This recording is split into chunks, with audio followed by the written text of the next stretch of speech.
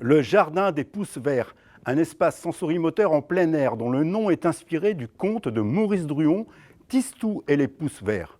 Au cœur de l'hôpital, cet espace naturel a été aménagé pour stimuler et explorer les 5 sens. Mais c'est aussi un lieu de balade et de flânerie à la découverte de la nature. Bertrand Poulet, responsable des espaces verts, revient sur l'historique du projet. Nous avons été contactés en printemps 2017 par un infirmier et une psychomotricienne d'un secteur de soins qui avaient effectivement dans leur tête le projet d'un espace sensorimoteur pour les patients.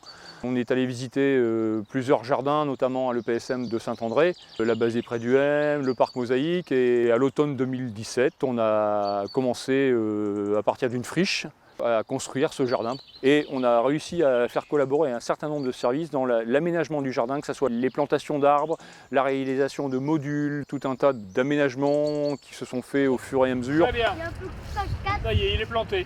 L'intérêt de ce jardin est de créer des sensations, amener la personne à vivre son corps, aussi dans une réalité physique et sensorielle, au contact de la nature et au contact aussi d'autres personnes, et pouvoir aussi, par la parole, par les reprises, les amener à mieux identifier ce qu'ils vivent et pouvoir aussi enrichir leur répertoire sensoriel et donc leur ressenti.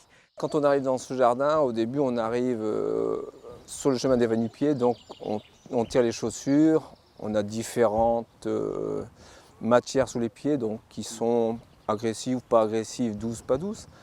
On passe sur le côté, on arrive avec des endroits où on peut toucher, c'est doux, c'est rugueux. Après il y a des odeurs, il y a plein d'autres sens qui sont stimulés. Quand on a fini le tour, on arrive sur le pont et c'est un endroit où on peut voir les poissons, écouter l'eau, se reposer, voir des insectes. On arrive à se recentrer et voir des choses qu'on n'aurait pas forcément vues, pas forcément entendues. Je ne sais pas si c'est ce qu'on appelle de la méditation, mais c'est un endroit qui est propice à ces moments-là. Le jardin des Pousses Verts est accessible à tous et toute l'année.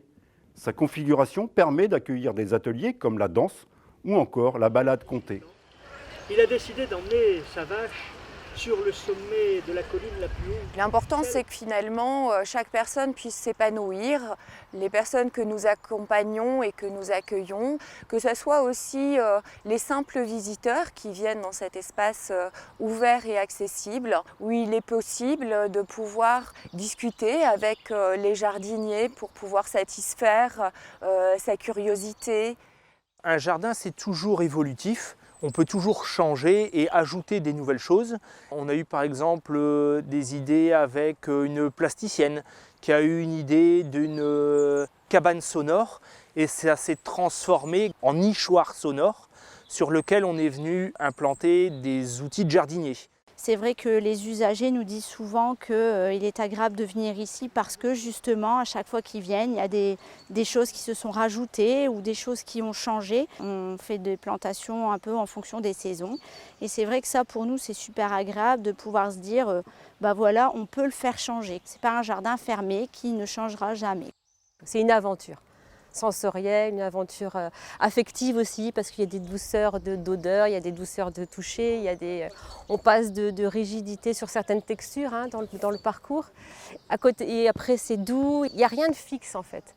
L'odeur elle est là, elle s'en va, on passe à une autre. Enfin, voilà, il y a une espèce de mouvement qui se fait à l'intérieur et à l'extérieur. On suit le mouvement, voilà, dans l'aventure et pas dans la crispation.